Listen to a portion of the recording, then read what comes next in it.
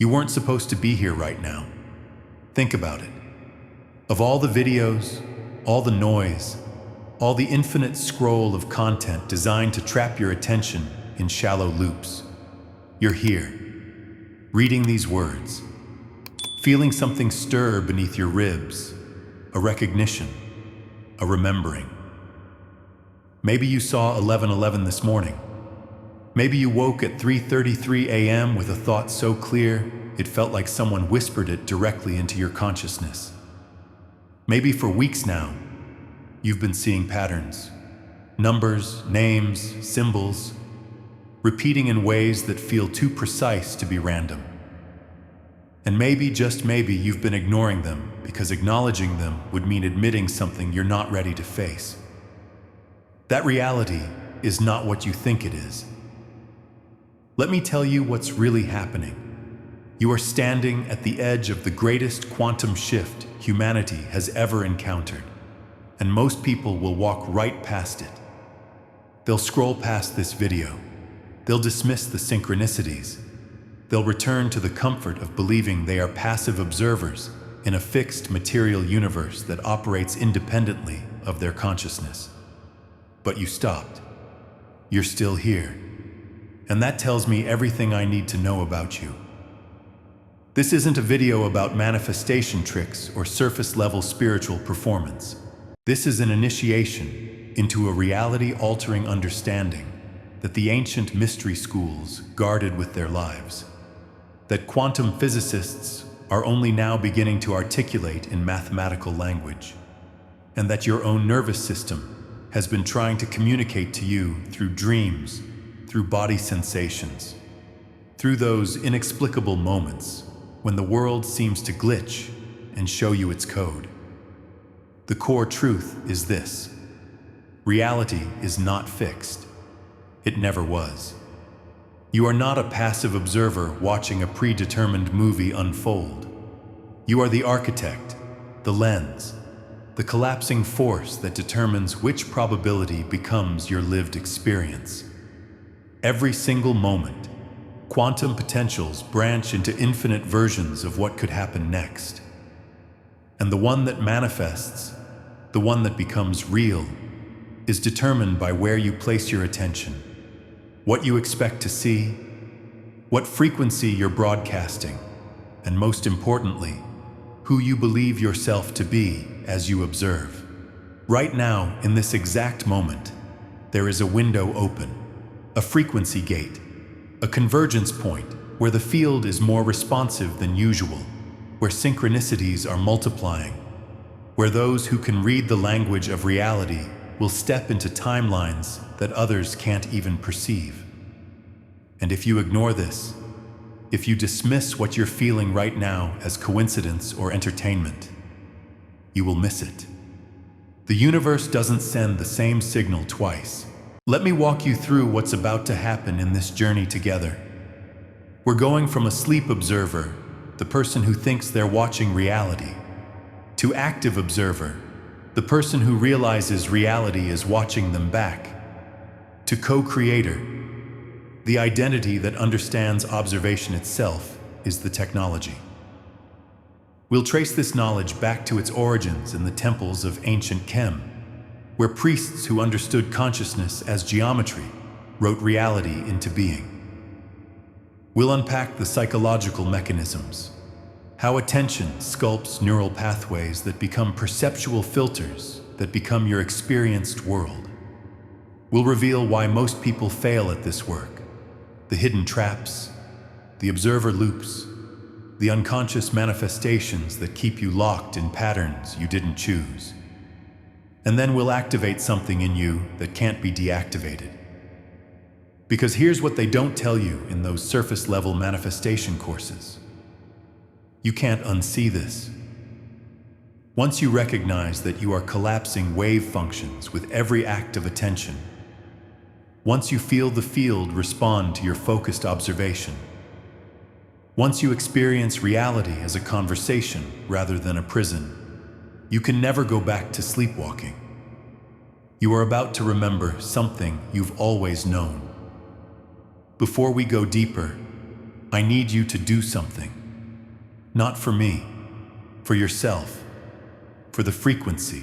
If this message has already shifted something in you, if you can feel the recognition building, I want you to subscribe to this channel and press the like button. Not as a passive consumer action, but as your first conscious act of observation in this new paradigm. You are telling the algorithm, the modern oracle, the digital field, that you choose this frequency. You are selecting the timeline where more of this information finds you. You are becoming an active observer of the content stream itself, collapsing it toward resonance rather than distraction. This simple act is your declaration. I am no longer randomly receiving. I am deliberately tuning. Make the choice. Subscribe, like, and watch what finds you next. The people who will transform in the coming years won't be the ones with the most spiritual knowledge. They'll be the ones who understood that observation is participation, that attention is creation, that the observer and the observed are not separate. They're entangled in a feedback loop so intimate, so immediate, that every thought you think is already reshaping the quantum field around you. You've probably noticed it already, haven't you? You think about someone, and they text you. You wonder about a question, and the answer appears in the next podcast you randomly click. You need a sign, and the universe delivers it so specifically that you almost laugh at the precision. These aren't coincidences. They're not proof that you're psychic. They're evidence that you are already in conversation with the field, already collapsing probabilities, already creating synchronicities through the very act of wondering. But here's the crisis point, the place where most people get stuck. If you're already creating, if your observation is already collapsing reality, then why isn't your life everything you want it to be? Why do you still experience suffering, limitation, unwanted patterns? Why does the universe seem to respond to your desires sometimes and ignore them other times?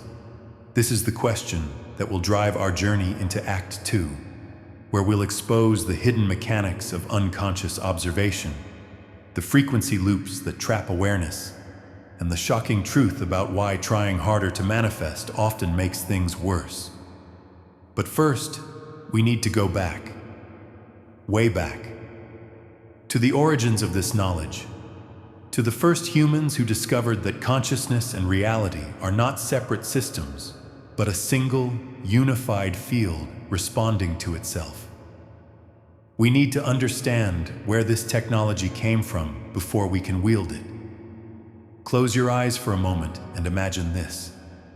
A temple in ancient Khem before it was called Egypt, before the sands buried the original structures, before the knowledge was fragmented into religions and mythologies and forgotten sciences.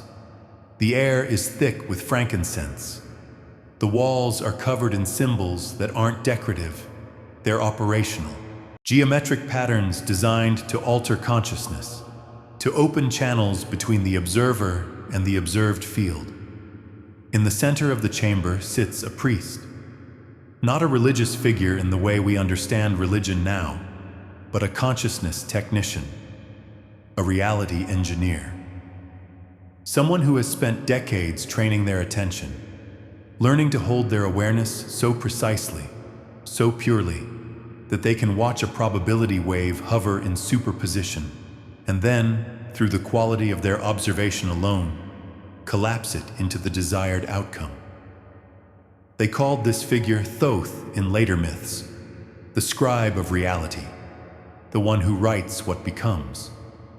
But Thoth wasn't a god in the way we think of gods. Thoth was a state of consciousness, the awakened observer, the human who remembered that consciousness doesn't emerge from matter. Matter emerges from consciousness. And what they knew, what was written in texts that were later hidden, fragmented, turned into allegory and mysticism so the knowledge wouldn't be completely lost. is that reality is not a solid, objective, independent thing happening to you. Reality is a responsive field. It listens. It learns. It adapts to the frequency of the observer. Think about what that means. Every ancient mystery school, from Khem to Eleusis, to the Vedic seers, to the Tibetan dream yogis, taught variations of the same core insight. The world you see is a reflection of the consciousness seeing it. Change the observer, change the observed. Shift the frequency of attention, shift the manifested reality. They encoded this knowledge in symbols because direct transmission was dangerous. If you tell someone who hasn't trained their awareness that they create reality, they'll use it unconsciously and trap themselves in chaos. But if you guide them through initiatory experiences, mystery plays, geometric meditations, rhythm and sound technologies, fasting and sensory deprivation, you can gradually reveal what's always been true. You are not in the universe. The universe is in you, projected outward through the lens of your expectations, beliefs, and most critically, your habitual patterns of attention. The Emerald Tablet said it most clearly. As above, so below, as within, so without. Not as metaphor, as mechanism. Your inner state, the frequency you hold, the thoughts you repeat, the identity you embody, projects outward and structures what you experience as external reality. The quantum field, the zero-point field, the Akashic field, whatever you want to call it, is infinitely potential. It contains every possible version of every possible moment. And what determines which version collapses into your experience is the quality, frequency, and focus of your observation. Now let's ground this in psychology, because the ancients understood something modern neuroscience is only now confirming. Attention sculpts perception. Every moment, your senses are receiving approximately 11 million bits of information, but your conscious awareness can only process about 50 bits. So your brain filters. It deletes, distorts, and generalizes. It shows you what it thinks is relevant based on your beliefs, your past experiences, your current emotional state, and your sense of identity. This filtering mechanism is not neutral. It's predictive. Your brain is constantly making micro-predictions about what's going to happen next, and then it literally shapes your perception to match those predictions. If you expect to see evidence of lack, your attention will filter for lack. If you expect to see signs of support, your attention will filter for support. This is why two people can walk through the exact same environment and have completely different experiences. They're not seeing different realities.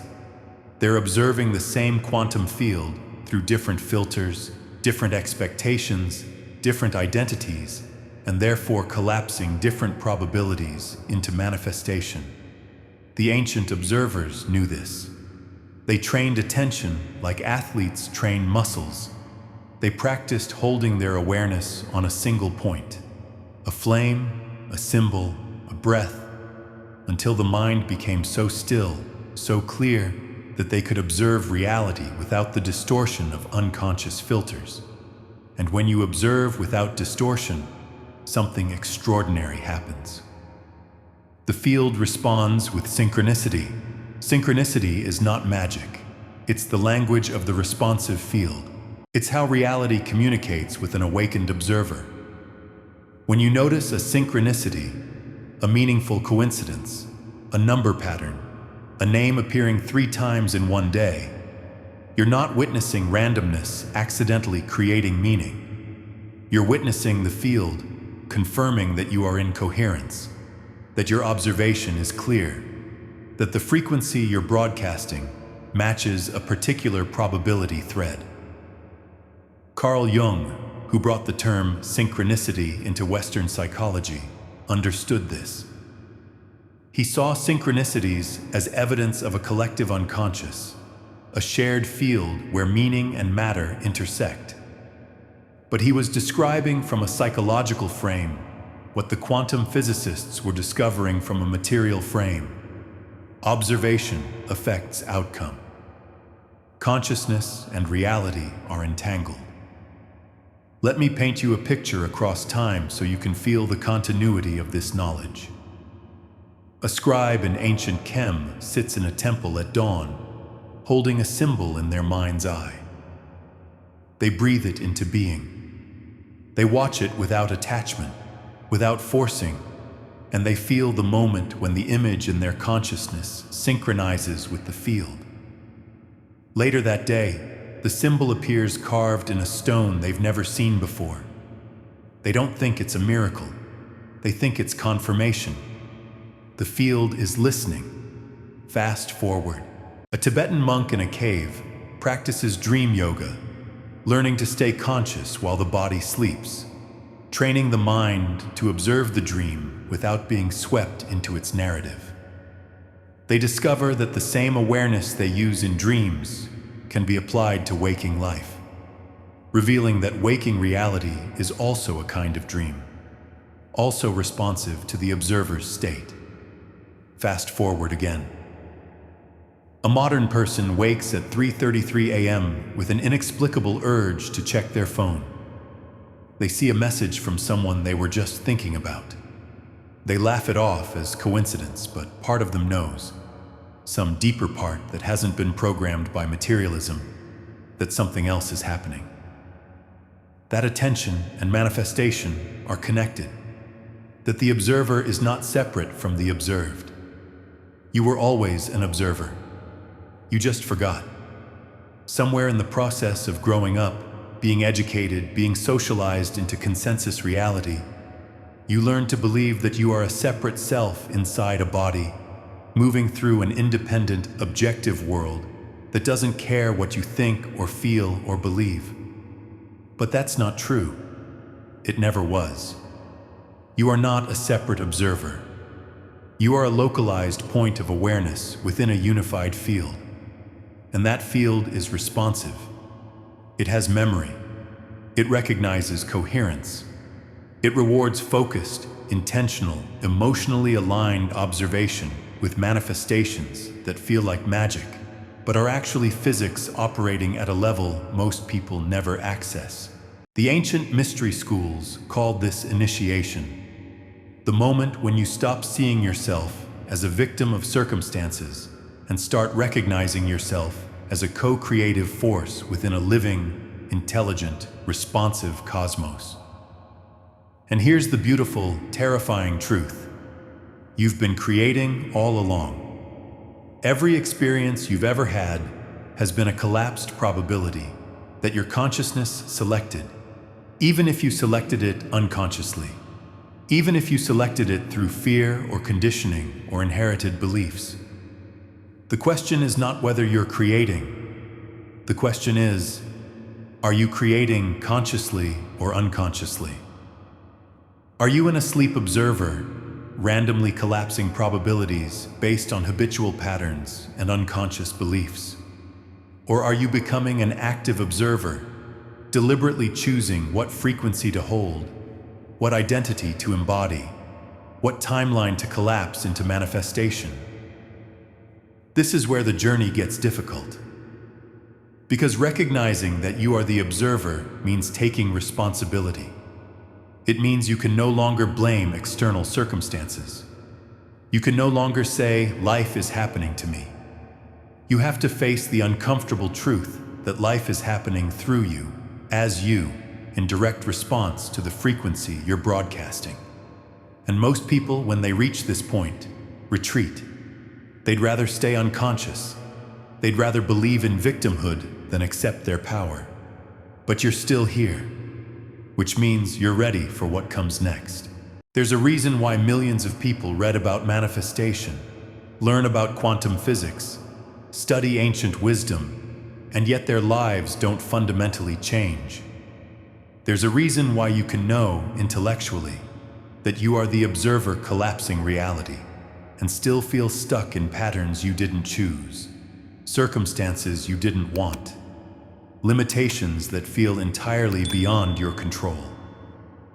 The reason is this: knowing is not the same as observing, and unconscious observation is far more powerful than conscious intention. Let me show you what I mean. Right now, in this moment, you are observing. You're watching this video, reading these words, processing this information. But beneath that conscious layer of attention, there are dozens of unconscious observation streams running simultaneously. You're observing your body, scanning for tension, discomfort, pleasure, without thinking about it. You're observing your environment, tracking sounds, movements, temperature changes, without conscious awareness. You're observing your emotional state, your sense of identity, your relationship to time, your expectations about what will happen next.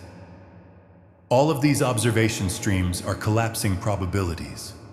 All of them are broadcasting frequencies into the field, and most of them are running on autopilot, programmed by past experiences, inherited beliefs, cultural conditioning, and trauma responses.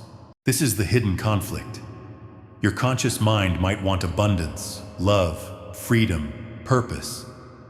But if your unconscious observation stream is running fear, lack, unworthiness, separation, guess which frequency the field responds to? The deeper one, the more repetitive one, the one that's been running for years without interruption. This is why affirmations often don't work. This is why vision boards gather dust. This is why you can set intentions and visualize and do all the manifestation techniques, and still find yourself in the same patterns 6 months later. Because beneath the conscious intention, the unconscious observer is broadcasting a completely different signal, and the field doesn't respond to what you want. It responds to what you are. Let me take you deeper into the psychological mechanism here, because this is where most spiritual teaching gets dangerously incomplete. Your brain operates on prediction loops. It takes past data, every experience you've ever had, every belief you've absorbed, every identity conclusion you've drawn, and uses that data to predict what will happen next. Then it shapes your perception to match those predictions. If your past data says, "People abandon me," your brain will filter reality to confirm that prediction. It will notice micro-expressions that suggest rejection. It will interpret neutral events as evidence of abandonment. It will literally delete contradictory data that doesn't fit the prediction. This is not conscious. This is happening beneath awareness, in the neural structures that formed when you were too young to question them.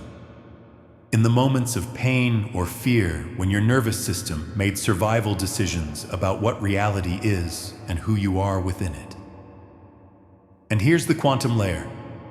Those prediction loops don't just shape your perception, they shape what manifests. Because the field responds to coherence. When your entire system, conscious mind, unconscious beliefs, emotional frequency, body sensations, behavioral patterns, is coherently broadcasting a single signal, reality reorganizes to match it.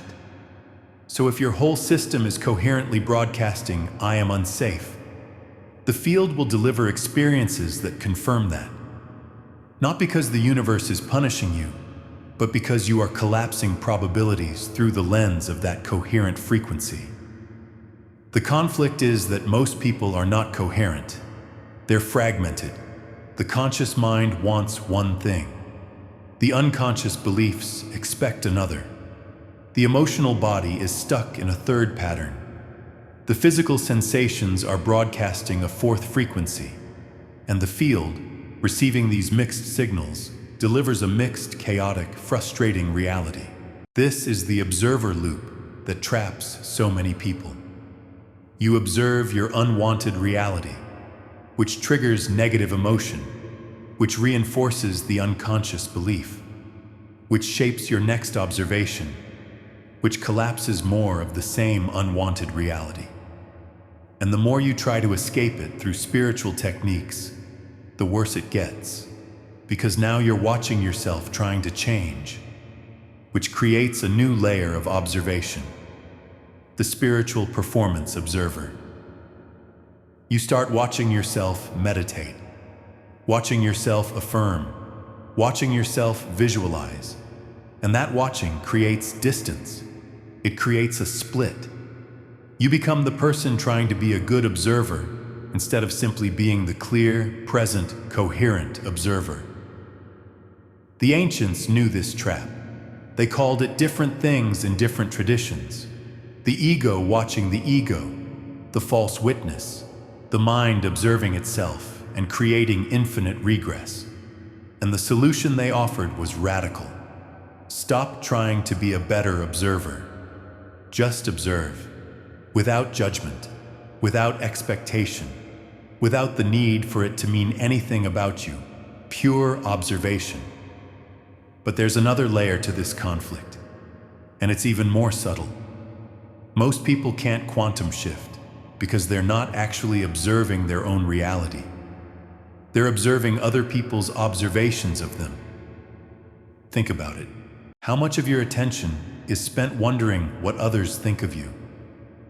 How much of your internal observation stream is dedicated to tracking how you appear in someone else's awareness? Every time you adjust your behavior based on how you think you're being perceived, every time you curate your image, every time you perform a version of yourself for external validation, you're giving away your observer power. You're letting other people's observation of you become more real, more powerful, more collapse-inducing than your own observation of yourself. This is how society controls consciousness, not through force, but through becoming the dominant observer. The algorithm observes you and feeds you content that reinforces who it thinks you are. Your family observes you and holds you in the identity they assigned you in childhood. Your culture observes you and punishes deviation from acceptable patterns.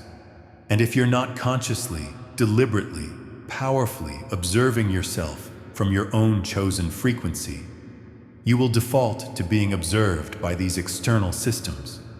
You will collapse into the version of reality they expect, not the version you desire. The ancient mystery schools understood this, which is why initiation always involved separation.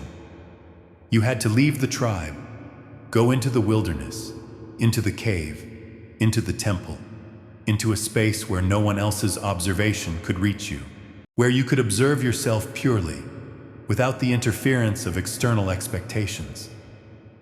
Only then could you discover who you actually are beneath the layers of conditioning. Only then could you begin to broadcast your own frequency instead of echoing everyone else's. But here's where it gets even more challenging. Even when you recognize all of this, even when you understand the mechanics, there's still a fear that stops most people from fully stepping into their observer power. The fear of collapse. If you fully accept that you are collapsing reality through observation, you have to accept something terrifying. You are responsible. Not for everything that's ever happened to you. Trauma is real, oppression is real. There are genuine external forces, but for how you respond, for what frequency you choose to hold, for what identity you embody moving forward. You can no longer hide behind, "This is just how life is," or "I'm unlucky," or "the world is against me." You have to face the possibility that you've been unconsciously collapsing a reality you don't want, because some part of you, some wounded, scared, conditioned part, believes that's what you deserve, or that's what keeps you safe, or that's all that's possible. And that's a confrontation most people will avoid at all costs. They'll stay in spiritual entertainment. They'll collect knowledge without integration. They'll talk about quantum physics and manifestation while continuing to live from the same unconscious patterns. because actually changing would require them to grieve the identity they've been defending, to release the story they've been telling, to admit that they've had more power all along than they were willing to claim. This is the real conflict, not between you and reality, between you and the version of you that's invested in staying small, staying safe, staying in the known. The universe calls this the Book of Thoth in mythic language. The moderns call it the information field. But what it actually is the record of every observation you've ever made, every frequency you've ever broadcast, every identity you've ever embodied, all stored, all accessible, all continuing to influence what manifests until you consciously rewrite it. And here's the crisis point that very few teachings address. There is a moment in this work when the universe stops sending signals. Not because you failed, but because you've been ignoring them. Synchronicities are not infinite. The field doesn't force itself on you. It offers signs, confirmations, nudges, invitations. And if you repeatedly dismiss them, rationalize them away, fail to respond with aligned action, the field pulls back. Not as punishment, as respect for your free will, as acknowledgement that you're not ready. I've watched this happen to countless people. They get a rush of synchronicities when they first wake up to this understanding. Numbers everywhere, perfect timing, miraculous alignments, and they get excited. They tell everyone. They start performing spirituality, and then nothing. The synchronicities stop, the magic fades, and they convince themselves it was all in their head, or they're not special enough, or they did something wrong. But what actually happened is this. They stopped being a clear observer. They started watching themselves be watched. They started performing for the field instead of simply being in conversation with it. The field doesn't respond to performance. It responds to coherence, to authenticity, to the frequency of someone who has integrated their observer power so fully that they're not trying to manifest. They're simply being, and manifestation is the natural byproduct. So here we are, at the edge of the conflict. You know you're the observer. You know reality is responsive. You know synchronicity is real. But you're stuck in loops, fragmented, possibly afraid, possibly performing, possibly giving your power away to external observers or unconscious patterns. The question is, what do you do now? How do you move from knowing to being? From trying to observe to simply observing? From hoping reality will change to becoming the frequency that collapses a different reality? That's what we're about to explore. There is a turning point in every initiation, a moment when knowing becomes gnosis, when concept becomes direct experience, when the observer stops watching themselves observe and simply is. You are at that threshold now. Everything you've heard so far has been preparation, clearing the field, deconstructing the illusions, revealing the mechanics. But mechanics without activation is just more information. And you don't need more information. You need transformation. So let me show you what changes when you shift from unconscious observation to deliberate observation. When you stop randomly collapsing probabilities and start choosing your timeline. The first principle is this. Observation is not passive. It's an act, an energetic gesture, a frequency broadcast. And like any skill, it can be refined, focused, and directed with precision. The ancients taught this through ritual, through geometry, through sound and symbol. But the core technology is simple. Where you place your attention, how you hold it, and what identity you embody while holding it determines what collapses into your experience. Not what you want, not what you wish for, what you embody. Let me give you a practice that integrates breath, body, and observation in a way that the field recognizes immediately. It's called breath as observer, and it works like this. You sit, you close your eyes, and you observe your breath without changing it. You don't make it deeper or slower. You don't control it. You simply watch it, in and out. Rise and fall, expansion and contraction. And as you watch, you notice something. The breath is happening whether you observe it or not. It's autonomous. But the moment you observe it, something shifts. You become aware of a process that was unconscious. You bring consciousness to automation. This is the training. Because your entire reality operates the same way. It's unfolding automatically based on unconscious patterns. And the moment you observe it clearly, without trying to change it, without judging it, you introduce consciousness into the automatic process.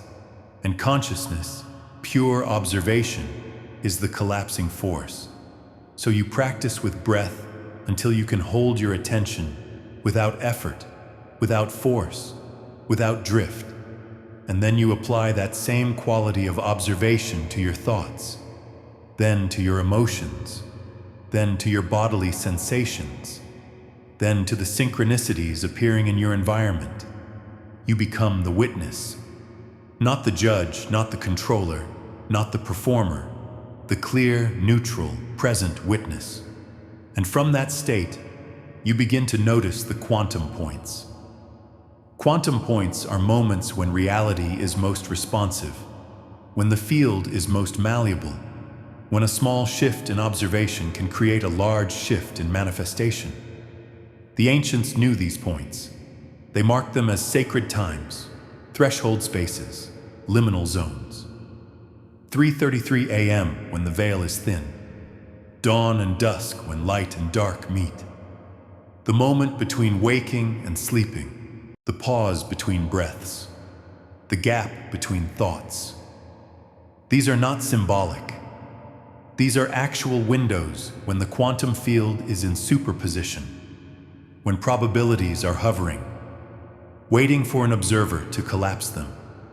And if you learn to recognize these moments and hold a clear, coherent frequency in them, you will watch reality reorganize faster than you thought possible. Here's another practice: mirror coding. You stand in front of a mirror, not to judge your appearance, but to observe yourself observing yourself. To create a feedback loop of awareness. You look into your own eyes and you ask, who is watching right now? Not who you think you are, not the story, not the identity you've been performing. Who is the actual observer behind all of that? And you stay with the question. You don't rush to answer. You hold the gaze. You let the layers dissolve. And eventually, you feel it. A shift in perspective, a dropping in, a recognition that the observer is not the person in the mirror. The observer is the awareness watching the person in the mirror. This practice destabilizes the false observer, the ego watching the ego, and reconnects you with the pure witness. From this state, you can begin to practice identity observation. Instead of trying to become someone new, you observe who you're currently being, without judgment.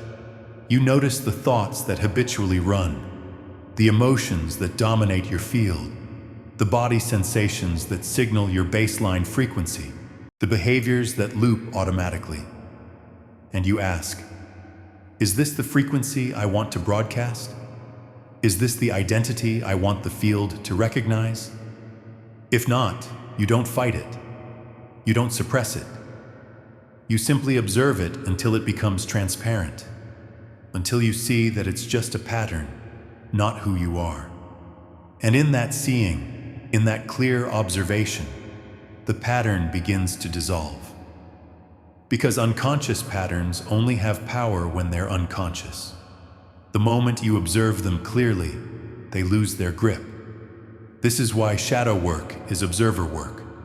why therapy is observer work, why meditation is observer work. They're all different methods of bringing consciousness to the unconscious, of observing what's been running automatically, and in that observation, creating the possibility for something new to emerge. But here's where it gets powerful. You don't just observe what is, you observe what could be. You practice future observation. You sit in meditation, or you walk in nature, or you stand in your quantum point moment, and you observe the version of yourself that already exists in a different timeline. Not the you trying to get there, the you who is already there. You feel into that identity. You observe how that version of you holds their body, what thoughts they think, what frequency they broadcast, what they expect from reality, how they respond to synchronicities. And you don't visualize them as separate. You observe yourself as them, right now, already embodied, already collapsed into manifestation. This is not pretending. This is quantum superposition. You are simultaneously all possible versions of yourself, and the one that becomes your lived reality is the one you observe most coherently, most frequently, most believably. So you practice observing the desired identity until it feels more real than the current identity, until your nervous system can't tell the difference between imagined future and present moment, until the field recognizes the new frequency and begins delivering matching experiences. And this is when synchronicity multiplies. Because now you're not just noticing synchronicities, you're responding to them. You're in active conversation with the field. A number pattern appears, and instead of dismissing it, you acknowledge it. Out loud, you say, "I see you. I recognize the signal. Thank you." And you feel the response. The field brightens. More signals come. A person from your past reaches out unexpectedly, and instead of seeing it as random, you recognize it as the field delivering a piece of the puzzle. Maybe that person has information you need. Maybe they represent a timeline you're meant to explore. Maybe they're a mirror showing you something about yourself. You engage. You respond. You treat reality like an intelligent conversation partner, not a random mechanical system. And the more you do this, the more reality reveals its responsiveness. Some of you have already started using physical anchors, a ring, a bracelet, a stone, as a quantum point reminder. Every time you touch it, you return to observer consciousness. You check your frequency. You choose your identity. You realign. This is ancient technology. Monks used malas, priests used amulets, not as superstition, but as somatic triggers for state change. The object isn't magic. Your observation of it is. Others are practicing morning frequency locks, setting your baseline coherence before you engage with external observation streams. Before you check your phone, before you consume content, before you let the algorithm or the news or other people's frequencies enter your field, you establish who you are, what you expect, what timeline you're observing from. This is not spiritual bypassing. This is sovereignty. This is recognizing that the first observation of the day sets the template for what follows. And here's what most people miss. You're not manifesting objects. You're not trying to collapse a specific car or relationship or amount of money into reality. You're manifesting an identity that the field recognizes, an identity that naturally experiences abundance because it observes from abundance, an identity that naturally attracts aligned relationships because it observes from wholeness, an identity that naturally receives synchronistic support because it observes reality as intelligent, responsive, and fundamentally collaborative. The field doesn't deliver things.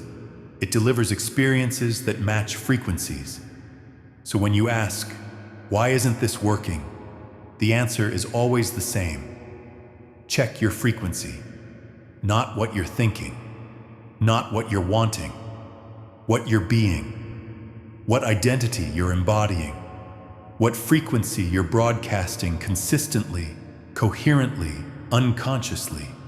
Because that's what the field responds to. Now let me show you what's coming for those who master this. In the next phase of human evolution, which is already beginning, which is why you're watching this, there will emerge a class of people who can read reality in real time. They won't need apps or devices or external tools. They'll read the information field directly, through body sensation, through synchronicity, through dreams and intuitive knowing and direct perception of probability waves before they collapse. They'll be the new mystics, the reality readers, the timeline navigators. And they won't be special or gifted or chosen by some external force. They'll simply be the ones who trained their observer power, who refined their attention, who learned to hold coherence, who treated reality as a conversation and became fluent in its language. This is not fantasy. This is where we're headed. Quantum biology is already proving that consciousness affects cellular function. Neuroscience is mapping how attention reshapes brain structure. Physics is confirming that observation influences outcome at the quantum level. The ancient knowledge and the cutting-edge science are converging, pointing to the same truth. You are not a passive experiencer. You are an active co-creator, and the technology of creation is observation itself. Imagine a life where you wake up and immediately feel the frequency of the day. Not guessing, not hoping, directly perceiving the available timelines and choosing which one to observe into manifestation. Imagine walking into a room and sensing the probability fields around each person, knowing intuitively who you're meant to connect with. What conversation will open what door? What timeline is trying to emerge through this encounter? Imagine making decisions not from fear or analysis or external advice, but from direct observation of which choice carries the frequency you want to embody. This is not magical thinking. This is learned perception. This is what happens when you train your observer power with the same dedication an athlete trains their body. And the beautiful thing is, you've already started. The fact that you're still here, still engaged, still feeling the recognition building, that's proof that you're ready for this level of work. The universe doesn't waste signals. If this information found you, if these words are landing, if your body is responding with yes and your mind is simultaneously resisting and expanding, you're in the initiation. And once you cross this threshold, there's no going back. Not because you can't, but because you won't want to. Because living as a conscious observer, as an active co-creator, as someone in direct conversation with an intelligent, responsive reality, that is so much more interesting, so much more alive, so much more real than sleepwalking through a mechanical universe. So the revelation is this: you don't need permission, you don't need more knowledge, you don't need to be more spiritual or more worthy or more anything. You just need to observe, clearly, coherently, consistently, and watch what happens. Let me bring you back to where we started. You weren't supposed to be here right now, but you are. And now you know why. This wasn't a random video. This wasn't entertainment. This was a signal, a frequency transmission, an invitation from the field itself, delivered through the algorithm, through synchronicity, through whatever path brought you to this exact moment. And the invitation was this: remember who you are.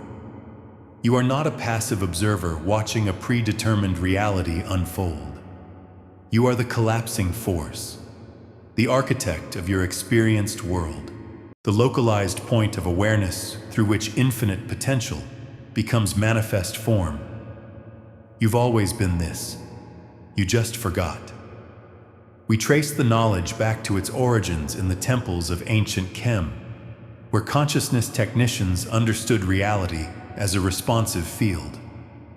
We explored the psychological mechanisms, how attention sculpts perception, how prediction loops create experience, how unconscious observation is more powerful than conscious intention. We revealed the conflict, why most people can't quantum shift even when they know the truth. The observer loops, the fragmented frequencies, the external observation streams that steal your power, the fear of collapse, the spiritual performance that creates distance instead of presence.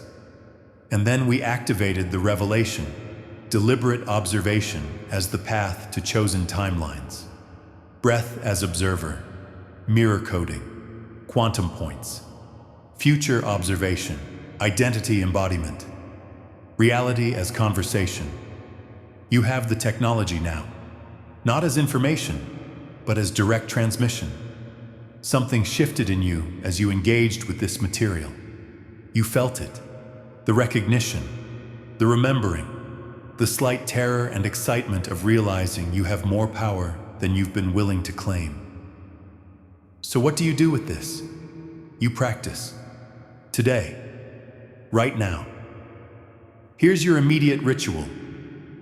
Before you go to sleep tonight, sit for 5 minutes in pure observation. Watch your breath. Watch your thoughts without following them. Watch the sensations in your body without judging them. Practice being the clear, neutral witness. And then, in that state, observe yourself in the timeline you're choosing to collapse into manifestation.